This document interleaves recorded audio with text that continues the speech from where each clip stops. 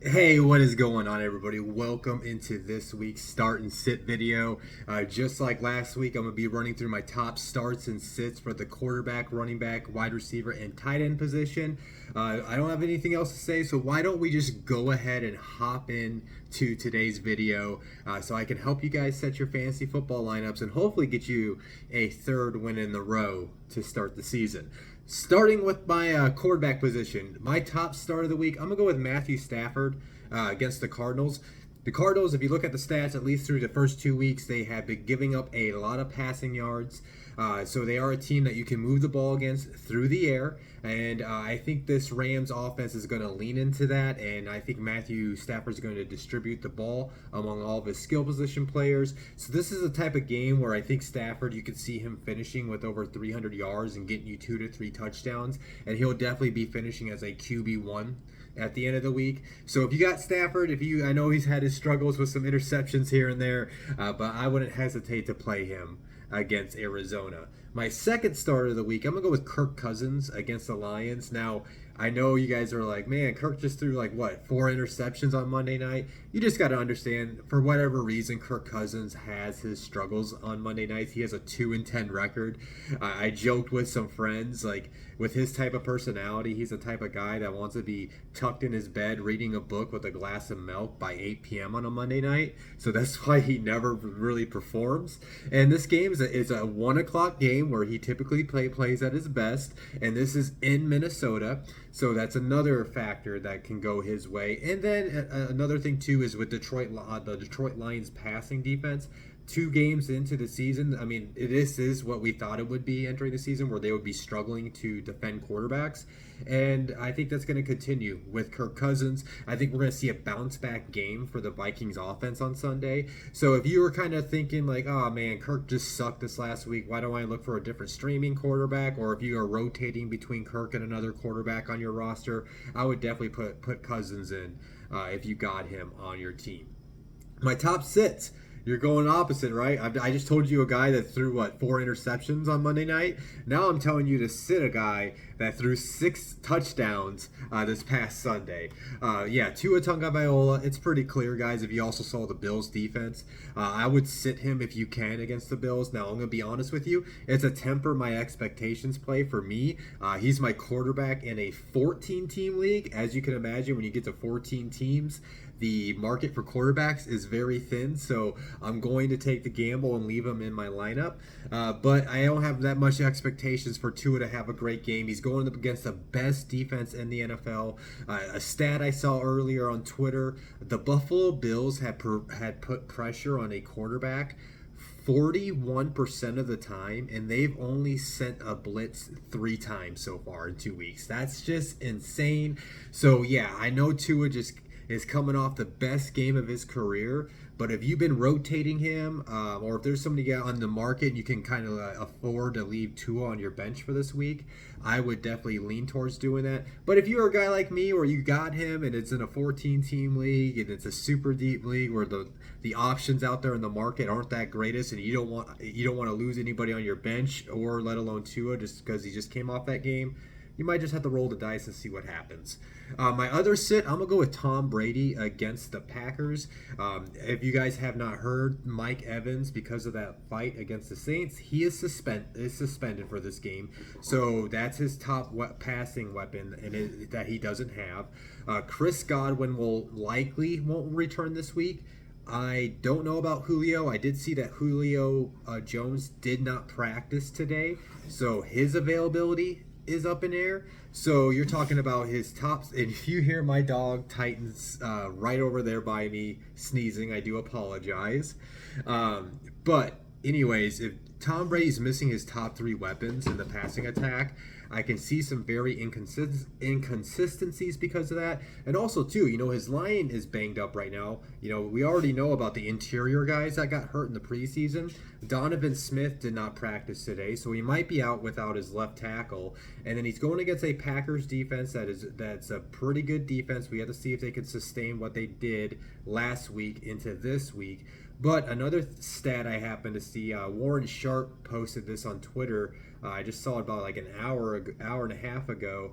Tampa Bay is surprisingly 2 games into the season, 42% of their drives have been 3 and outs. There's only 3 teams with a higher percentage than them. The Bears, the Texans, and I'm dropping the third team's name out of my head, but it's a bottom barrel team. And Tampa has the 4th highest percentage for 3 and outs. The league average is 31%. So this offense has been actually kind of sneaky struggling to start the season. So this is a week where they're playing a good defense. Tom might be missing all 3 top of his 3 best weapons. So if you have other options than Brady this week, I would consider playing somebody else. So again, my starts, Matthew Stafford against the Cardinals and Kirk Cousins against the Lions. And then my sits, Tua Tagovailoa against the Bills and Tom Brady against the Packers. Moving on to my starts. My top start of the week, I'm going to go with Dameon Pierce against the Bears. I know that obviously the first game for the rookie was a disappointment for those that started him. He started to see more action last week, and he looked really great in the touches that he did receive. And I think that's going to lead towards him getting more opportunities to get the ball in his hands for Houston. That offense has struggled, in my opinion, in the first couple weeks, so they need to get their young playmakers the ball as much as possible. So a smart coordinator like Pep Hamilton, I think, will end up doing that. And then when you look at the Bears rush defense again, these are very small sample sizes. I don't know how much we could trust it yet, but through the first 2 games of the year, the Bears defense has been one of the worst in the NFL. So this is a good opportunity for Pierce to pay off for those that invested a decent draft pick on him. This is a game where I could see him hitting the century mark and getting you a touchdown against Chicago. My other start is Josh Jacobs against the Titans. The Titans defense has been surprisingly one of the worst rush defenses in the NFL this season. And again, there's only 2 games, but they have given up a lot of yards on the ground. And with the Las Vegas Raiders kind of having their struggles figuring out how to win games, because the thing is, they can't just put it all on Derek Carr. They're going to have to get some type of resemblance of a decent rushing attack. And I can see them leaning into the rushing attack against the Titans, since the Titans have shown that that is a weakness and their point of the defense. So if you got Josh Jacobs, I think this would be a week where you can see one of the higher ceiling of games that you can get from him. My sits of the week. It's going to be chalk at this point, I think, so far. You're going to probably be a common theme. If a team's playing the Bills, I'm probably going to tell you to think about sitting their players. But yeah, Chase Edmonds and Raheem Mostert against the Bills. Now, I did tell you guys to pick up Raheem Mostert in my waiver wire video, which if you guys have not seen yet, please go back and check that. I still think he's a great ad, but just like I said in that video, I don't think he's worth playing this week. I would sit him after you got him on your roster. Just mainly because the Bills' defense is great. I don't have to reiterate everything I said about when I was talking about Tua Tagovailoa. Just that if you have other options than Chase Edmonds or Raheem Mostert, I would definitely play them this week. My other sits, I'm going to go with Javonte Williams and Melvin Gordon against the 49ers, mainly because the 49ers got a great rush defense so far in the first couple games of this season. We'll have to see how that can continue. And this is just a game where I think we're going to see more of I have this weird feeling we're going to see a great game out of Russell Wilson this week. I think there's been a lot of chatter about, the head coach of Denver, about Russell Wilson himself and the experience that has been in Denver. And I think we're going to see that offense kind of open up the passing attack and be more effective this week. So if I just can see them kind of shying away from the rushing attack, where you're not going to get the volume of touches for Williams or Gordon where you would be happy with the result at the end of the game. So again, my top starts of the week at running back, I'm going with Dameon Pierce against the Bears and Josh Jacobs against the Titans. My sits of the week, Chase Edmonds and Raheem Mostert against the Bills, and then Javonte Williams and Melvin Gordon against the 49ers. Moving on to the wide receiver position. Again, I didn't say this at the beginning of my videos, but obviously, guys, I'm not going to tell you to play Cooper Kupp. You're going to play him every week. But his counterpart, Allen Robinson, I would definitely slide him in. You saw it last week where they were like trying to scheme up ways to get him the ball after he didn't really do much in week 1. He should have had 2 touchdowns in last week's game, but one of them got called back, I think, for a holding penalty, if I'm remembering that right. And then they're going against this Cardinals defense, which is struggling to defend the pass. Now, so not only that kind of favors that even if Cooper Kupp is getting his, that Robinson will get his fair share and be able to produce in the passing attack for the Rams. But also too, like if you look at Cooper Kupp's numbers the first 2 weeks, he's put up some crazy numbers. So it's the pendulum swing, right? So it's got to go back the other guy's way at some point. There's going to be defenses that are going to maybe this is going to be the week where a defense is like, you know what, we're just not going to let Cooper Kupp beat us. We'll make the others beat us. And if that happens, that's even a better opportunity for an Allen Robinson. So if you got Allen Robinson, you kind of been disappointed in the first couple weeks because you want to see a higher volume of points. I think it might be coming here for you on Sunday. My other start, I'm going to go with the rookie Treylon Burks against the Raiders. I know that there are a lot of people that are kind of down on him somewhat in the preseason, but I think just based off the games I've seen from him in the first 2 games, I've liked what I've seen. And I know that the Tennessee Titans got blew out on Monday night, but if you saw every opportunity the kid got in his hands, he was looking really solid. And it seemed like they were trying to, get the ball his way and see if he can create some plays. And I think that's going to continue. I think he's going to see a steady influx of targets as the week goes on because, you can argue Derrick Henry doesn't look the same. They just lost their left tackle, Taylor Lewan. So I don't think this rushing attack is going to be the same as it was in Tennessee. And they're going to have to get creative with their passing attack, and they're going to have to get the balls in their hands, especially into their first-round pick, Treylon Burks.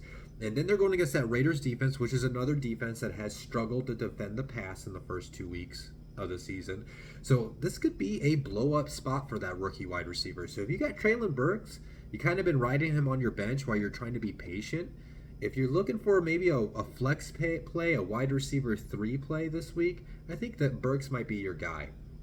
Now, moving on to my sits, my top sit of the week. I hate to say this because I was expecting such a big year 3 out of him, and he still can get it. But it's Brandon Ayuk against the Broncos, and mainly because Jimmy G.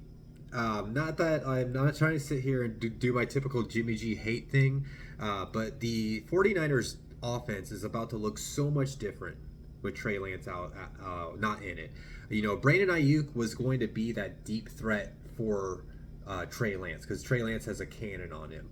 Jimmy G doesn't. It's all short to intermediate game, which is why you saw what Deebo Samuel did last year. Now, Deebo Samuel did what he did last year because Deebo Samuel's freaking good. But he got a lot of targets because not only he's good, but his skill set matches the skill set of Jimmy G. Now, I think with this offense, especially with Kittle dealing with his injury, they're going to want to continue the growth of Ayuk. I still think he's going to end up seeing some targets, but when you look at last year's data set, or at least sample size of Jimmy G with Brandon Ayuk, it was like an every other game type of situation towards the back half of the year. I think they're going to figure out a way, but I don't want to find out if they figured out a way to have a connection between Jimmy G and Ayuk. In this first game, I'd rather take the chance of man, I missed out on Ayuk this week, but now I know I can trust him going forward type of thing. And if it doesn't work out this week, then you made the right call. And then my sits of the week, this is multiple, the All Saints wide receivers. I'm going with Michael Thomas, Chris Olave, and Jarvis Landry against the Panthers.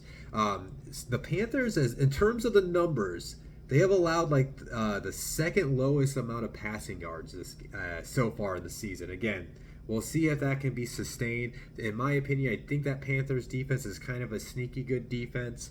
It's their offense that's an extreme work in progress. And then when you look at the Saints, Jameis is coming off that rough game, right? Jameis is dealing with a back injury, so if he goes out, then it's going to be Andy Dalton.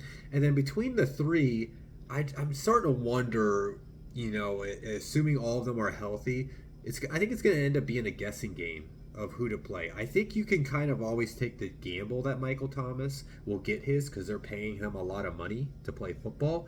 But I just don't know if you're going to see a consistent target load for Chris Olave and Jarvis Landry week in and week out to trust in your lineup. So just because based on 2 games how the Panthers defense has defended the pass, and then going with my feeling on towards the flow of volume of targets for these wide receivers, if you have one of them, If you have Jarvis Landry and Olave, I would not play him this week. I totally get it. If you play Michael Thomas, he would just be one of those things when I say just temper your expectations if you play him, and if he has a rough game, just understand like that just might be the case for Michael Thomas. He might be some games he gets the amount of targets and gets you that touchdown, and there might be other games where it's gonna be a Jarvis Landry game. It's gonna be a Chris Olave game, I just don't know if you can trust Jameis and the New Orleans offense without Sean Payton to give those guys a consistent flow of targets where they're going to be able to be a fantasy option that you can trust week in and week out. So again, my starts at wide receiver: Allen Robinson against the Cardinals, Treylon Burks against the Raiders. My sits: Brandon Ayuk against the Broncos, and then Michael Thomas, Chris Olave, and Jarvis Landry against the Panthers. Moving on to the final part of the night or day. This will be coming out Thursday morning, but I do record this on Wednesday evenings. My top start of the week is going to be Tyler Higbee against the Cardinals. Mainly everything that I said about Allen Robinson and the targets flowing his way, because I just could see this being the week where, Cooper Kupp has gotten so much action and so much production in the first 2 weeks. That pendulum swing has to go somewhere else on the offense, and I think that's going to go to Allen Robinson and Tyler Higbee. Again, I don't want to have to rehash everything I said about Allen Robinson, about the Cardinals' pass defense being bad. So this will be a week where I think I'd be willing to roll the dice and stream Tyler Higbee at the tight end position. And then my other start, I'm going to go with TJ Hockenson against the Vikings. That Lions offense has looked pretty spicy to start the season. And if you guys are a manager like me, where I have TJ Hockenson in one of my money leagues. I have multiple leagues, but I know I have him in one of my main money leagues, and he definitely has been frustrating. You kind of been wanting more out of him in the first 2 games, but he's been playing a plenty. He's been getting his snap share. It's just all about him getting those targets more his way. I think that's going to swing in his favor. Amon-Ra St. Brown. So, what I was just talking about, with Cooper Kupp. Amon-Ra St. Brown has gotten all this crazy production, right, in the first 2 weeks. That pendulum swing has to go somewhere else eventually.